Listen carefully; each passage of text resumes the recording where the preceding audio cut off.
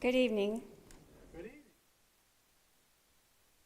Thank you to everyone for coming out to the library tonight to take part in this special event with Buki Papillon, who is with us here in Kansas City as both the 2023 Carolyn Benton Cock-A-Fair Chair in Creative Writing, and I know many of you have been guests at Cock-A-Fair Chair readings and lectures for these many years.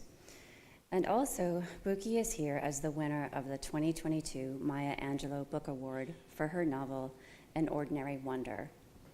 I'd like to take a moment to thank the members of the Cock-A-Fair Chair Board and the staff of the Kansas City Public Library for sponsoring this event and award and making this evening possible.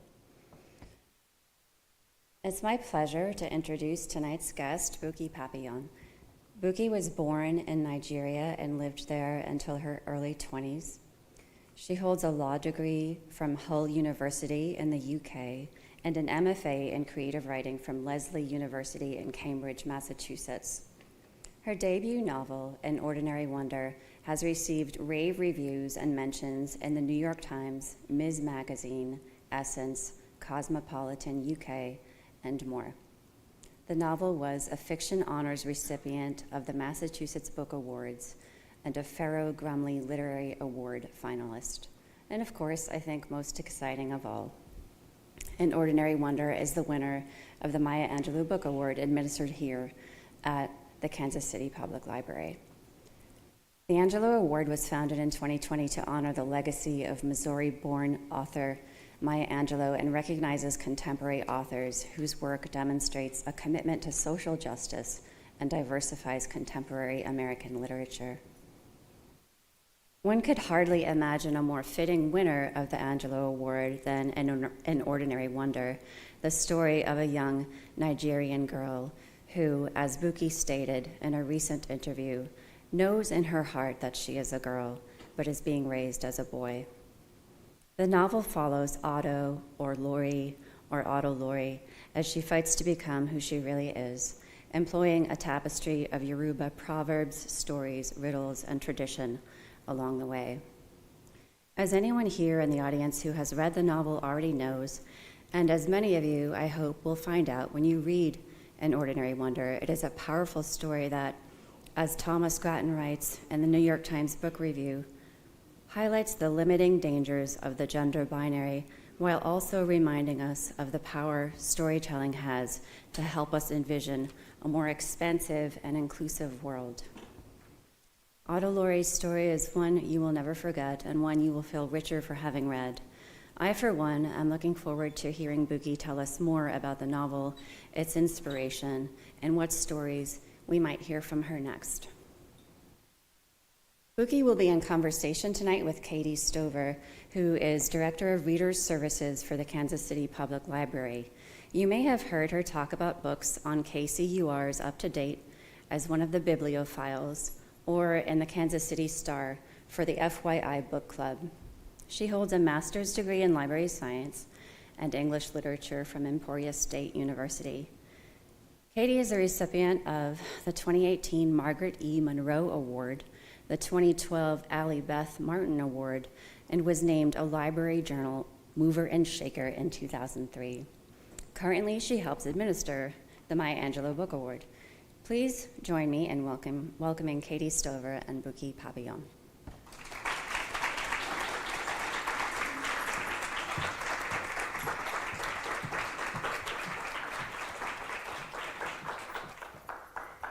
Good evening, everyone. Thank you, Christy. And many thanks to UMKC's Cock-A-Fair Committee for partnering with the library to bring this year's Maya Angelou Book Award recipient to Kansas City. I want to tell you a little bit about the Maya Angelou Book Award. It was founded in 2020 to honor the legacy of Missouri-born author Maya Angelou. It is a collaboration between Kansas City Public Library, Missouri State University, Northwest Missouri State University, Southeast Missouri State University, Truman State University, UMKC, and MU. And Buki is touring all of those sites in the next 2 weeks. This award recognizes contemporary authors whose work demonstrates a commitment to social justice and diversifies contemporary American literature. The Maya Angelou Book Award recognizes works of poetry or fiction in alternating years. It is funded in part by the annual UMKC Creative Writing MFA program's Writers for Readers benefit. And An Ordinary Wonder is the second work to win the Maya Angelou Book Award and the first novel to do so. We are honored to host Buki Papillon this evening on her tour of the partner institutions as part of the Angelou Book Award. Welcome, Buki. Thank you so much. I'm really delighted to be here. Thank you. And we begin this evening of story with a writer who has been shaped by many stories in childhood. And since this is a pre-bedtime activity, perhaps we should start with Alo, alo, o. This is the call of the storyteller to everyone to drop what you're doing and gather round because it's time to listen to a story. So Buki, when you were a child, how did you feel when you heard that phrase, alo, alo, o, and who was most likely to say it? I'm delighted to be here tonight.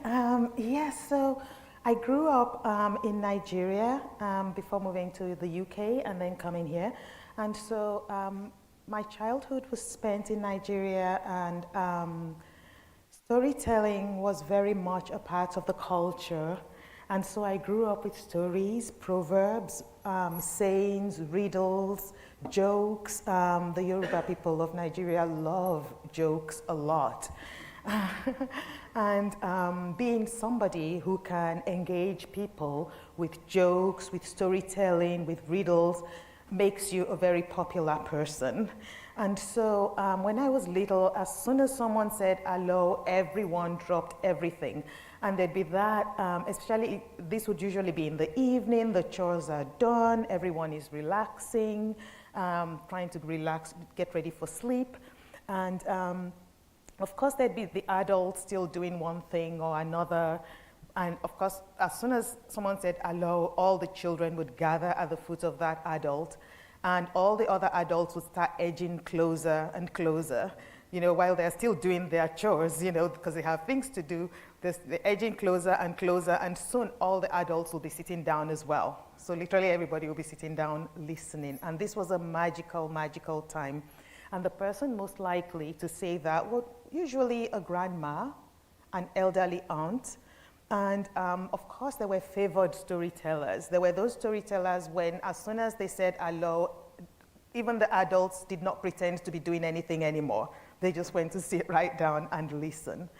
And so in a way, I'd been, I went to a boarding school when I was in Nigeria, and one of the things that we would do whenever in the summer when it got really, really hot and we couldn't sleep in our dorms, we'd drag our mattresses off of our beds and drag them to the quadrangle, because our dormitories were built in a square with a little quadrangle in the middle, so it was really safe. And so we drag our mattresses right there next to each other, packed next to each other, and we'd just lie there and tell stories under the moonlight at night. And guess who was usually the designated storyteller? So, and this was from the ages of 10 to 15. So I guess I sort of got to hone my allo skills during that time. And so storytelling has always been a part of my life, and so here I am today. Buki is here today with her book that came out almost a year ago to the day. How's it been? How's it going? What's changed in a year for you? Oh, what's changed in a year for me? A lot. For one thing, I'm here in Kansas City speaking to all of you, looking at all your beautiful faces. And in the year since my book has come out, I think the first thing, many wonderful little things happened, little and big things, and even the little things weren't so little. But I think the first thing that completely blew my mind open was when my book got half a page in the New York Times book review, and they don't tell you that's gonna happen. You just, one day you just get an email saying, oh, by the way, it's usually your agent or editor, oh, by the way, you're in the New York Times book review. And I was like, I need to just lie down and wake up again because obviously this day is not really happening. So that happened, and then I got invited to many, many places to talk about it. And then winning the Maya Angelou Prize, just incredible. I was actually at a writing retreat writing my second book when I got this news. And again, I had to pinch myself so many times. Did this really happen? And yes, it happened. And, but I think above all, really, what has been best about this year has been the readers. All the people that have told me that this book has touched them in some way, changed their life in some way. They've found fellowship, they've found support, they've felt heard, they've felt seen. And especially in countries where LGBTQI people are not really allowed in many ways to just have a normal life.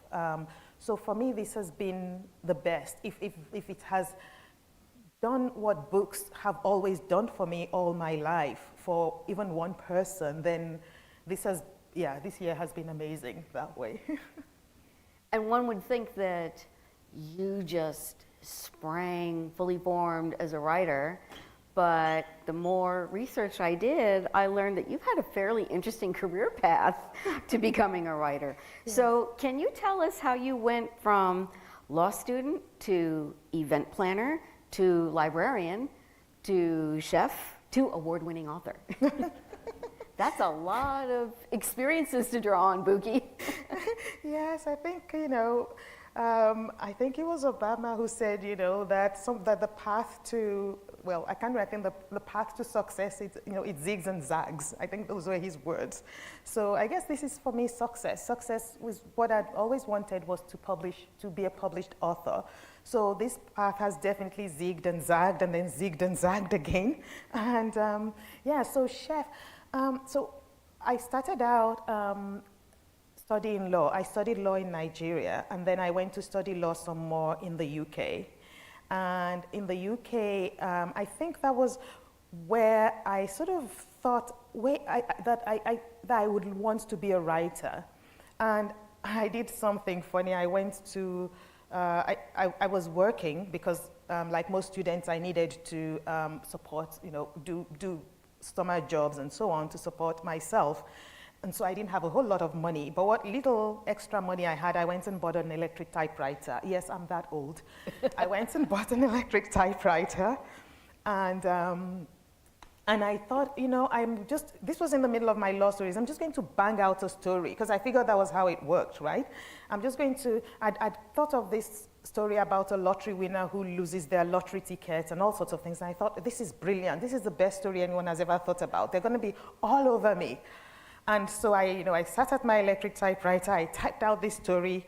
I think I was like, what is the most prestigious journal I could send this to? And I wrote, to whom it may concern. And I sent my story away, and I sat down and I waited, for the inevitable, banging on my door by people who were desperate to publish me. Of course, that did not happen. So I finished my law studies, moved to, met my husband, who is French, hence my last name Papillon. Met him, he was in the UK during a gap year as well from France. And long story short, we got married, we moved to the US for his own studies. And so in the US, he was in Stanford University, and he had a sort of visa that did not allow me to work. And we were extremely poverty-stricken, to put it mildly, because he was a postdoc, and this was the Bay Area. This was Palo Alto, and yes, exactly. Yeah. There are people here who know exactly what I mean. Yeah, and I mean, there's this story that, oh God, from that time was, we did not have mugs to drink tea with. And we'd gone to, I think it was CVS, and there were these mugs, and one had a happy face and one had a sad face. And I really wanted these mugs, and they were $1 each. And I wanted them, and my husband had calculated everything we had to the last cent. so that we could actually eat for the week. And I really wanted these mugs. And he said, we absolutely cannot have these mugs. I'm sorry, we can't have these mugs. And I went home and cried. And I woke up the next morning and the mugs were sitting on the kitchen cabinet. And so that was how poor we were. But then something happened. I was volunteering at the United Nations shop. I was just volunteering, and somehow that led to someone finding out about me, and they needed someone to host events, and they asked if I would do that, and it came with, guess what it came with? An apartment.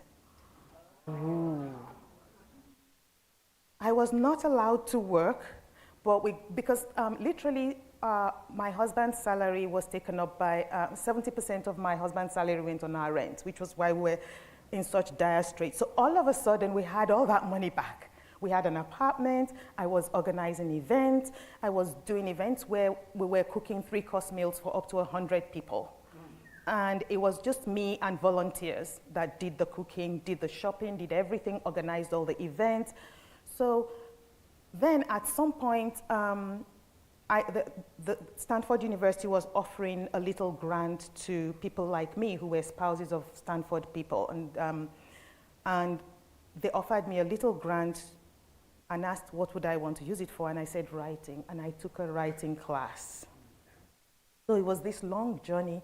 I took this writing class, and somebody read the story I'd written and said, I missed my stop reading your story. I missed my train stop. And that was addicting.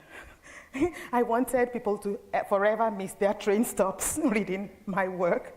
So then we moved to Boston, because my husband's postdoc finished. We moved to Boston. And Boston, again, I wasn't allowed to work because of his visa. So here I was back at sort of the same crossroads. And my choices were go back to law school, which by this time I was fairly certain that I was not destined to be a lawyer, or go for an MFA, and which was also an expensive proposition. But for the first time, I sat up and I thought, you know, I think you need to do this. And so I went and I got my MFA at Lesley University, and that was where the seeds of An Ordinary Wonder were sown. I did graduate before I wrote the book. And the librarian stint, that was when I was in York. My husband was in the University of York for a little while, and I got to be a librarian there in one of the oldest libraries in the world. It's so old, the stone steps are worn. It used to be a monastery, and I used to be the person who had to lock up at night, and there were all these and the basement, I had to start from the basement, and it was so silent, and I was the only one, and sometimes I felt like those monks were there. So that was just a little aside. I'm a storyteller. Maybe it's a haunted library. I think that library was very haunted. I understand you're an artist too, and you make bead woven jewelry. So do you think there's any connection between stringing together those tiny beads and storytelling? You know, I'd never thought of there being a connection between those, but it is true. So I do, there are these tiny little beads, they're microscopic, and I have a loom. And so I string my loom with thread, and then I weave the beads in through with a needle. And it's very zen and very relaxing, and I use a different part of my brain, but it's also being creative, and I like to create patterns, and I've not done it for a while because I've been so busy, and I cannot wait to get back to it. I definitely recommend it for anyone who is looking for something to do, to just be calm and in flow and in the moment. So yeah, that's something else I do. I can't wait to see pictures of your jewelry. It sounds beautiful, the descriptions I saw. Thank you. So now let's dive a little bit into An Ordinary Wonder. There aren't very many novels about characters like Otto Loren. This novel's not unique, it's not the only one, but it's one of the first most popular books about that subject. And thankfully, readers are seeing far more LGBTQIA plus books being published. Yet, writing a coming-of-age story about an intersex teenager is a pretty tough issue. How did this topic find you? I'm glad you said, how did it find me? That is exactly the perfect way to, because it did find me. I was doing my MFA. Throughout my MFA, I wrote a collection of short stories. So that wasn't what I actually worked on then. But at the end of my MFA, I did this interdisciplinary course, and I wrote a story. I wrote an essay about Nigerian deities, gods, goddesses, and there's a whole pantheon out there. It's as rich and beautiful as any Greek pantheon. You know, the god of thunder, the god of lightning, the goddesses of the oceans, and it's so beautiful and rich. And growing up, I was, shall I say, this was put away because of the Judeo-Christian. You know, Nigeria is it's Christian or Muslim. So this was not something that we were encouraged to look at. So for me, it was almost like coming to America to delve into my own roots. So that was quite illuminating and awakening that there are all these rich stories, and how come is this not part of my life, that this should be? So I think I internalized that so much that something started growing from there. And one that stood out particularly is the goddess of the ocean. I've always, of course, I'm like many, I don't know, I love mermaids. And there are many goddesses of the seas, of the water. There's Yemoja, there's Olokun, there's Oshun. So those are all goddesses of waters and rivers in Nigeria. And so there was that, and then just shortly after that, I honestly think these things were meant to come to me, like you said, because shortly after that, it was like someone just came and tapped me on the shoulder and said, "My name is Otolorin. I am a twin. I want to be a girl like my twin sister. This is my story." And I was writing as fast as I could. This rarely happens. For the writers amongst us here, it rarely happens that you feel as if almost your character is downloading themselves into you. And so I knew I had to pay attention and that I had to get this right.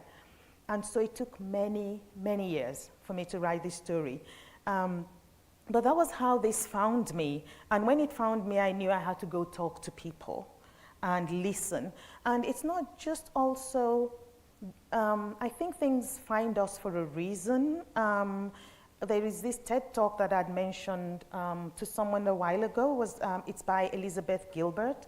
I encourage you to watch it just for the humor alone. She's funny and she's a good talker. She's great at talking, and and it's about this. She says we have a genius when artists, creators. There's a genius inside of, and that if we consider our work to be done by our genius, then we can separate ourselves enough to do even better work and not beat ourselves up when it's not going well, and also be able to, So I digress. What happened was I feel like my genius brought me this story and told me to pay attention and to make sure that I spoke to all the right people and to make sure that I remembered some things that I myself had witnessed growing up that had sat in my subconscious and needed a way to be told. So all of those things were the reason I think why this book found me. It's such a powerful story. Thank you. And you weave so much Nigerian folklore, stories, jokes into it. Can you talk a little bit about some of the deities that appear? Particularly the one that stood out for me was Otolorin's spiritual guide, Yeyemi. And I know that we talked about that in the FYI book group, but I know everyone is just fascinated with her character, the mermaid. Yes, the ocean goddess, the goddess of the waters. she fascinated me. I mean, so literally, yeah, she was what came first before Otolorin came. So she is based on all of the, she's sort of an amalgamation of all of the goddesses. There's Olokun, who is, I think Olokun is more the eastern part of Nigeria, and Oshun is the goddess of the rivers, and Yemoja is the goddess of the oceans.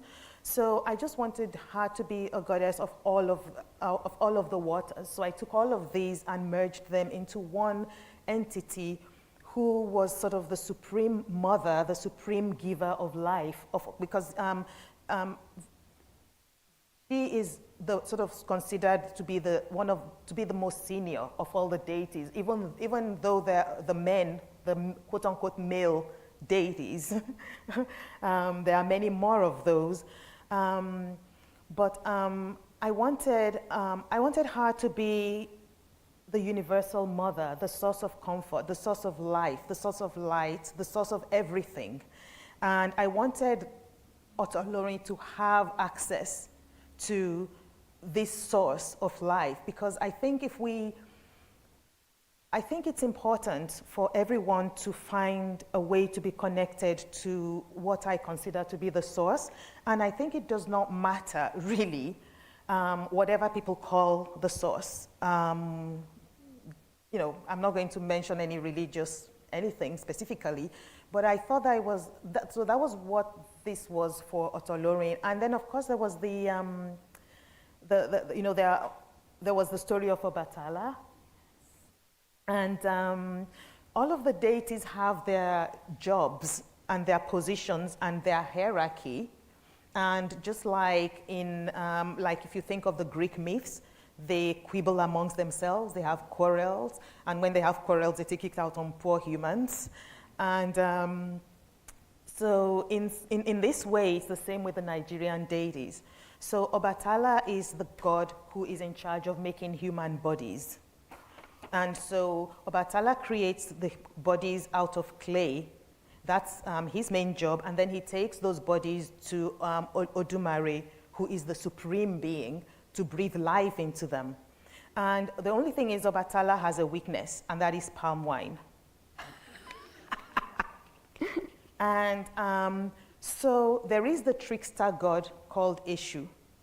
In Western, because there was a need to find an equivalent for the devil in Western religious, in the Western religion of Christianity, actually now the devil is called Eshu in Nigeria by Christians, but the devil was not, or Eshu was more a trickster god than what is now represented. And so Eshu's job was to keep the gods on their toes. And so Eshu went and put palm wine in Obatala's drink while he wasn't watching. And Obatala, in the process, made human beings that were less than quote unquote perfect. So anyone who was born with maybe fewer limbs, or looking different, or humpbacked, or anything that, I don't know if that's actually politically correct to say humpbacked. So if it isn't, I apologize. But just anyone who did not, So that was so that was how Otolorin essentially came to be. That's sort of the story of Otolorin as far as the Yoruba myths and laws go. And Otolorin being different is what drives the disruptive family dynamic, yes. Which you've said in previous interviews that you're so fascinated with family relationships and dynamics, and you explore a pretty powerful one in this book. The mother is not perfect. To put it mildly. Yes. So what is it about this dynamic in particular? Because it seems like Otolorin looks at his sister and sees a world that he could belong to, she could belong to, that's inescapable and yet unattainable. I love that, inescapable and unattainable. Um, so growing up, I mean, I did see some of the things in An Ordinary Wonder are things that I saw or not directly experienced, but saw other people experiencing while growing up. In Yoruba culture, having children is key. It is still an extremely oppressive culture for a woman who is married and does not have children. It is a very heavy burden. And to not have children is one thing. To not have male children is an additional burden. So for Otolorin's mother, she had a dream. And her dream was shattered when her child was born intersex, because for her, and nobody understood what this was, it destroyed everything as far as she was concerned. So the birth of this child took away what she felt was supposed to be her wonderful life. And so for Otolori, but also having another child born alongside Otolori, Wura, who was not intersex, created a really interesting dynamic in this family, because she was someone who wanted very much to love her children. And so all the love that she had, she poured into one child. And all of the anger and frustration that she had, she poured into the other child. And so Otolori gets to see her sister, Wura, get everything that she wants, the love of their mother, the affection, even if briefly, of their father. Wura gets to wear the dresses that Otolori wants to wear. Wura gets to be herself. And so, in a way, I use this to explore all of those things that happen in families. I mean, you know, families are where we first learn about how the world works. Our siblings, oh, he got a bigger cookie than me, why? You know? And so we are immediately acutely aware to all of the injustices of the world by what is going on in our families. And so, in a way, I wanted Otolorin's being a twin and having Wura gave me an opportunity to really create that opposition and really amp up the dynamics in this family.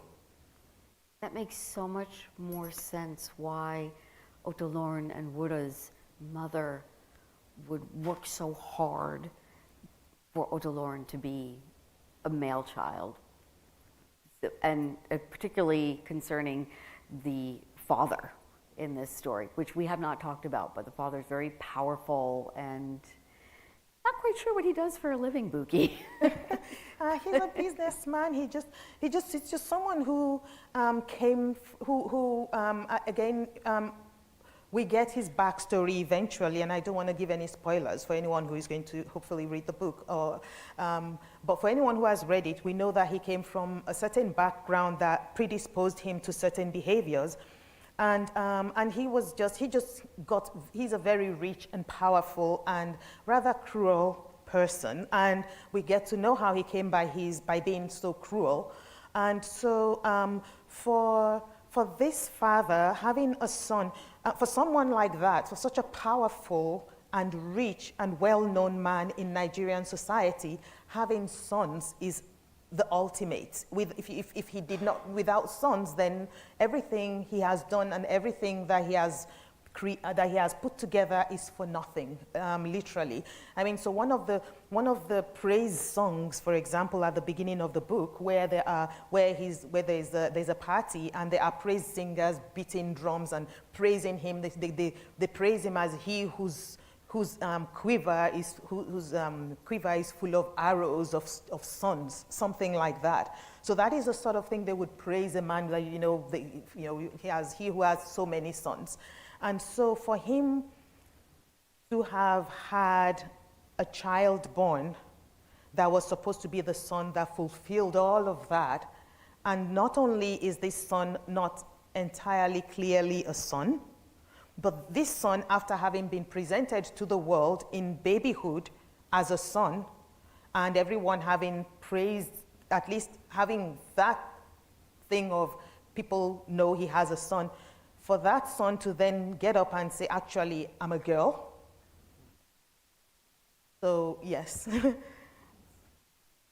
That's a striking part of the book, and I like the way you described the father's backstory. It was very interesting to get that and then go back and think about all the different situations where the father was interacting with his children. And speaking of the twins, I'm going to pull a question back for Buki that was asked at the FYI book club discussion of An Ordinary Wonder. And it came from one of the readers, one of the attendees, and she was asking, which twin are you speaking through? What an interesting question. Which twin? I think, so just to give a little background about twins, Yoruba people in Nigeria have the highest incidence of twins in the whole world. One in every, I cannot remember exactly. If I misquote, I'm sorry, but almost 1 in every 100 people is a twin. It's that ubiquitous. I have twins in my family, multiple twins. I have an aunt who has 2 sets. They run in our family so much in all of Yoruba land. So twins are a big deal. Having twins is a big deal. They are believed to bring good fortune, and they have their own deity, the Orisha Ibeji. So when someone has twins, they have to go and dedicate those children. Well, they don't, of course, only the people who still follow the old ways do that. They dedicate the children to the Orisha Ibeji, and they have their fortunes told by Babalawo, that is a traditional healer. And they have to be fed certain foods, beans, twins must be fed beans. So good luck if you are a twin who does not like beans. There's another, if a twin dies, the mother has to go to the traditional healer, go back to the Babalawo, and have an image made of the twin that died, and feed that twin and carry it like a real child and treat it like a child, lie beside her. And that is to stop that twin soul from coming to call the other child to join them in the heavens. So I've always, I think this is where I've always wanted to be a twin myself. I was so jealous of all the twins because I thought, how amazing would it be to have someone who looks just like me and has been my companion forever. And so I think in a way I would be both. I think the twin, I identify both with Wura and I identify with Otolorin because both of them have little something of me, of course. They are fictional. They have a little something of me about the way that they are. Lori's Otolori. So Otolori is alternatively called Otto and Lori because Otto is the name. Otto is the name that everyone called him as a he, and Lori is the name that she called herself inside herself. So, but of course she comes to the place where she understands I can be both Otto and Lori. So I use those names interchangeably. So yes, that would be what I would say is that I'm a little bit of both of them, and I have always wanted to be a twin. And I share, for example, Otolorin's love of art and Otolorin's love of words. I understand about the wanting to be a twin. I have twins in my family too, but they're fraternal twins. So my brother, my sister are twins. And I have never met a twin that wishes they weren't a twin. So for all the experiences that Otto and Wura go through, and even when their own relationship is tested, they never wish that the other one wasn't connected to them in some way. So I love that their love for each other is palpable throughout this book as well, their connection.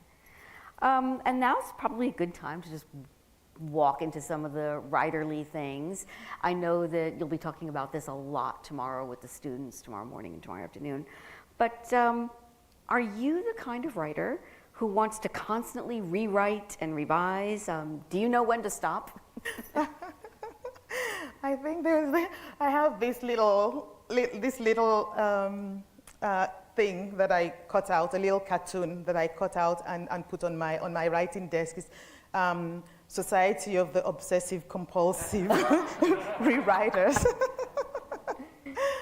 Because I'm definitely a member.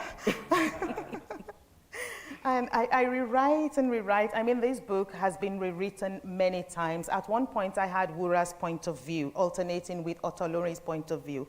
At one point, I had their mother's point of view. At one point, I had a whole massive section about the grandmothers. And it took a long time and many iterations for the book to actually come into its pure form. But one thing was, when it was done, I knew. There's a knowing that comes, even though it took many, many years. Once it was done, I knew. And someone asked me, actually one of the students yesterday, I was at Northwestern Missouri State University, because all the universities are Eastern, they're all the cardinal points. So I'm always like, anyway, so someone asked me, how do I know when to stop revising? And I said, what I have learned from my first book, I'm finishing my second, so hopefully I'll have more information on that. But what I have learned is when you have taken out everything you can take out, and you have looked through and there's no way you can put any of those things, and when there is nothing else you can possibly take out. And this is an exercise in extreme discipline, taking out things that, even though they may be beautiful and wonderful and everything, do not belong in this book. Like, I had a whole part where Otolorin was in the village with the grandma, and it was beautiful. I loved all the descriptions of the village and all the things they got to do, but it did not belong. And I forced it and pushed it here and put it at the beginning and put it in the middle and put it all over the place, but it did not belong. So I think that's how you know when there is nothing you can remove anymore and nothing else you can put in and nothing else you can move about, then it is done. You just answered one of my favorite questions to ask authors, which is, what's the piece of the book that it broke your heart to take out? And it sounds like that passage. And I have done that with my writing, but I also tell myself, that's how you know you're a strong writer. When you can take out that piece of the work that you love, it doesn't fit, and just tell yourself, put it aside, you'll use it somewhere else. It just doesn't work here. So thank you for that marvelous, marvelous answer. Let's move into something a little more fun. So I know that you talk an awful lot about reading, and you've dropped an awful lot of titles of books in previous interviews. I really am going to look at the Troll series. What was it? The Moomin Troll series of kids' books. I have to have a look at that. But what are you reading for fun right now? What did you bring with you on the plane? I have been reading a lot more nonfiction for some reason. So I read a lot of fiction, a huge amount of fiction all the time. I have been reading a lot more nonfiction for some reason since the pandemic. And right now I'm reading A Brief History of Homo sapiens, which is essentially about how we came to be. And I'm completely and utterly fascinated. One of the things that I have learned from this book is the reason that Homo sapiens succeeded and all the other, species of sapiens did not, they weren't sapiens, they were some other, the Neanderthals, the Homo erectus, or everyone else, why they did not succeed is because we are storytellers. Our brains evolved to tell stories. And so this is an amazing, fascinating fact because the premise is that normally all of the other species could not exist in bands of more than 150 individuals each. As soon as there were more than 150 individuals, they had to split up because the only currency that they had that held them together was trust. And after a while, once there were more than 150, people couldn't trust each other anymore, they had to split up. There was nothing to hold them. And apparently it's the same thing with primates. Once a chimpanzee band or bonobo monkeys, once they have reached a certain number in the tribe, they split up. So essentially those are some of our closest relatives. So that was what for 20, I may be quoting the wrong number of years, but for anyway, the longest time that we have been on this planet, we existed in those bands of a few. And then we evolved to be able to tell stories. Our particular species evolved to be able to tell stories. And then we could create fictions. And the fictions that we created were the fictions of, for example, a god. As soon as there was a god, and there was someone that held everybody accountable, then there could be many of us because we didn't have to operate anymore on trust. So if I allowed you to borrow, if I gave you some of the leather that I hunted for, and sweat and blood to get this piece of leather, and you were supposed to make shoes with them and sell those shoes and give me half of the money, and you didn't, then God was going to judge you. So it was no longer my responsibility to make sure that I could trust you. So that, creating those fictions, flags are fictions, nations are fiction, everything is a fiction, and that is what, so anyway, I could go on. I will stop, but that's one thing I'm reading. And then I have read, there's this book, and I cannot remember the author, it's called Monk and Robot. M-O-N-K and R-O-B-O-T, Monk and Robot, and I cannot remember that. That's fiction. It's beautiful. I just find it profoundly beautiful. It's about a monk who is tired of many things and who meets a robot, and they bond. And that's the story, and it's one of the most heart-soothing things I have ever read, and I needed stuff like that. Of course, we've all needed stuff like that. It's been a tough few years. So, yes. Yes, Monk and Robot. I'm writing that down. I'm going to look for that. Is that by a Nigerian author? No, I cannot remember the name of the author, but the Nigerian author I'm reading right now and absolutely enjoying. Her name is Kaite Fadikbe. That's Kaite, like in my book. Okay. So all twins are called Taiwo and Kaite. If you are a twin, your name will be Taiwo or your name will be Kaite. Taiwo means the one who came first, and Kaite means the one who lagged behind. So this author is a Kaite, so she has hopefully she has a Taiwo somewhere. So she's the twin. Her name is Kaite Fadikbe. Fadikbe is spelled F-A-D-I-P, and her book is called In Such Tremendous Heat. And it is set in Singapore. And it's Nigerian in Singapore. And I'm reading that and I'm loving it. So, yeah, that's... Thank you. I love to get reading recommendations from writers and find out what it is you're reading as well. So it's time to take a few questions from the audience. So, and then we will move to the lobby where Buki will be signing copies of An Ordinary Wonder. So if you have a question, please step up to the microphone and speak into the mic so that everyone on the YouTube stream can hear it very clearly. So go ahead. Thank you. I'm very excited. I have a comment first about writing. I am a scientific writer, and my philosophy has always been 5 drafts to perfection. And I was talking about this with a friend the other day, and they said there's no such thing as a good writer. He said there are only good rewriters. Yes. Absolutely agree with that. Yes, absolutely. And now my first of 3 questions. The first 2 are questions of ignorance. Where you were raised growing up, you talked about the importance of storytelling. Where you lived, did you have a library? Did you have access to books? Yes, yes. I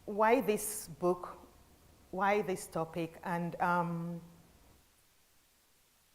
I think if something that can help bring justice to someone, that can help someone else's life, that can bring good to someone else's life finds you, then you have a responsibility to do something. And so for me, that's what happened. This book found me. And it gave me, I understood that I had a voice that I could use to help people in Nigeria who might not be able to speak out. And so in response to your question, it is being read.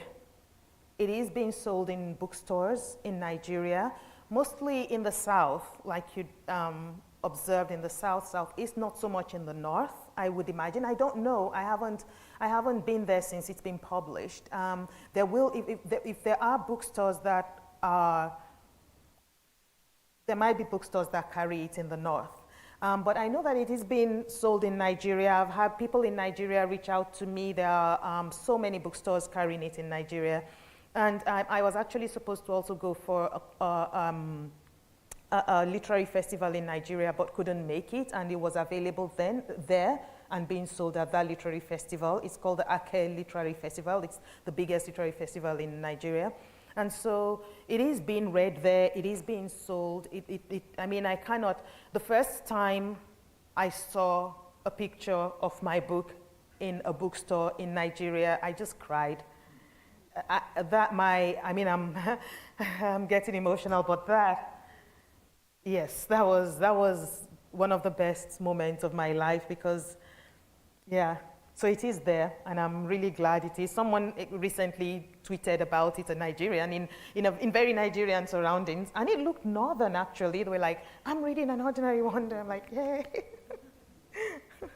So let's do one more, and then we will move to the lobby for book signing. Oh wait, Michael has one. Michael, go. I did not see. Yes, yes, of course. So, Buki, I was wondering, have you heard from intersex people about the book? And if so, what have they told you about your portrayal? Has it been positive? I have heard from intersex people, and they have loved the book. They have, at least as far as I have understood, no one has in any way, absolutely no one. And if there is any, please, for the love of God, come talk to me. I want to hear and I want to make anything right, if there's anything. It's just been positive. And I always urge people, please support intersex authors, support intersex organizations. There's the ILGA, there's Interact. There's, I can't remember, and there are many intersex authors. And if you go on intersex websites, they are listed right there. So please take the time to do that, and there are excellent and amazing books out there written by intersex authors. That is a marvelous place to end our evening. And then you can ask your questions in the line if you, the signing line afterwards. But I want to thank everyone for coming out this evening to hear Buki Papillon talk about An Ordinary Wonder. We will have copies for sale in the lobby, and Buki will be signing in just a few moments. Thank you all so much. Buki, that was marvelous. Thank you, everyone. Thank you. Thank you.